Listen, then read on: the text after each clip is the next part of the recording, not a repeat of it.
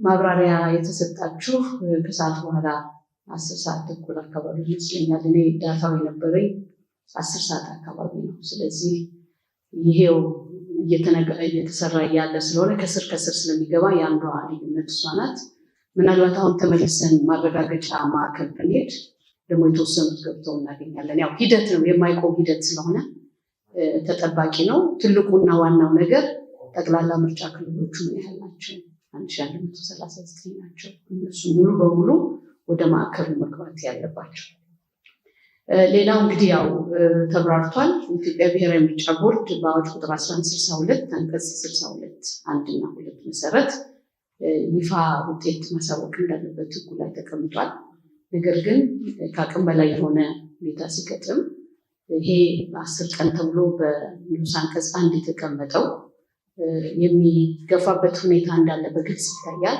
ከዚህ በተጨማሪ ደግሞ ቅሬታ የቀረበባቸው ምርጫ ክልሎች ካሉ የነዚህ ቅሬታ የቀረበባቸው ምርጫ ክልሎች ውጤት ሳይፈታ ወይም ምላሽ ሳያገኝ ይፋዊ መግለጫ መስጠት እንደማይቻል በአዋጁም ላይ ተቀምጧል። ያንን ግን እስከሚጠናቀቅ ድረስ የተወሰነ እስከ 20 ቀን ማለት ከድምፅ መስጫ ቀን እስከ 20 ቀን ይሄንን ማድረግ እንደሚቻል ሕጉ በግልጽ አስቀምጦታል።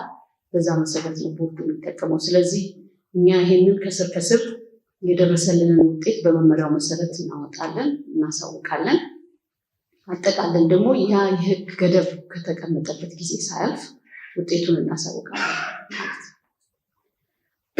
ሌላው የኦዲት ወደ 250 የሚጠጉ ጉዳዮች ወደ ኦዲት ሄደዋል የሚል ስለዚህ ቦርዱ እነዚህን ያውቃቸዋል። በምን ያህሎቹ ላይ ውሳኔ ሰጥቷል። እንግዲህ በእነዚህ ከስር ለዚህ ይፋ የሚደረጉት የምርጫ ክልል ውጤቶች ከየማረጋገጫውና ከኦዲት ክፍል እየመጣለት ነው ቦርዱ የሚያረጋግጠው። ያረጋገጠውን ነው እንደዚህ ይፋ የሚደረገው። ስለዚህ ከመጣለት ለምሳሌ 8 የኦዲት ሪፖርቶች ከትናንት ወዲያ ሪፖርት ቀርቦ በነዛ ላይ ውሳኔ ሰጥቷል። በሰጠው ውሳኔ የተወሰኑት ጸድቀው አልፈዋል። የተወሰኑት ደግሞ ለበለጠ ማረጋገጫና ማጣሪያ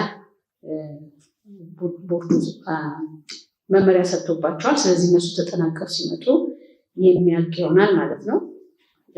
መቼ ነው ዌብሳይት ላይ ሎድ የምታደርጉት? እንግዲህ ይህንን ከስር ሰርተን በቀጣይ ደግሞ ለህዝቡ በሚታወቅ ረገድ እየለጠፍን መሄድ ይሆናል በቅርብ ማለት ነው። አመሰግናለሁ።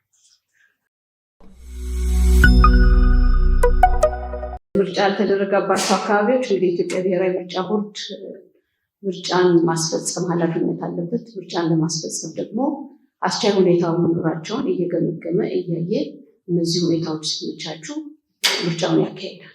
በዛ ደረጃ ነው ቦርዱ ስራውን እየተከታተለ ያለውን የአሴስመንት ሪፖርት እየሰራ ማንም ዜጋ ማንም በመምረጥ መብት ያለው ሁሉ በዚህ ምርጫ የመካፈል መብት እንዳለው ቦርዱ ስለሚያረጋግጥ በተገኙት አጋጣሚዎች አስቻይ ሁኔታ በተፈጠረበት መጠን ሁሉ ይህንን ስራ ያከናውናል ማለት ነው። በዚህ ደረጃ ነው። ሌላው ባለፈው ቦርዱ በአማራ ክልል ተቋርጦ አሁን ቀጥሎ አልቆ ከዛ አሸንፈናል የሚል ወገን ተነስቷል የሚለው በተመለከተ እንግዲህ ቦርዱ በግልጽ ደጋግሞ ተናግሯል። አሸናፊን በእንዲህ አይነት መንገድ ይፋ አድርጎ የሚናገረው የኢትዮጵያ ብሔራዊ ምርጫ ቦርድ። የተለያዩ ፓርቲዎች የተለያየ አይነት መግለጫ ሊያወጡ ይችላሉ። ነገር ግን የሚረጋገጠውና የመጨረሻ ውጤትን ይፋ የማድረግ ስልጣን በሕግ የተሰጠው የኢትዮጵያ ብሔራዊ ምርጫ ቦርድ ስለሆነ ቦርዱ ይህንን ነው የሚያውቀው። በዚህ ደረጃ ነው የኢትዮጵያ ሕዝብ እንዲረዳው የሚፈልገው። ጎጎት ፓርቲ ቅሬታ አቅርቧል። ቅድም እንደጠቀስኩት እንግዲህ ቦርዱ እያስተናገደ ያለው በ120 ምርጫ ክልሎች የቀረቡ ቅሬታዎች ናቸው። ቅሬታ ካቀረቡት ፓርቲዎች መካከል ጎጎት ፓርቲ አንዱ ነው። ስለዚህ አቅርቦ ያለው ካለ 8ቱም በዚህ 120 ምርጫ ክልሎች ውስጥ የሚጠቃለል ይሆናል ማለት ነው። አመሰግናለሁ።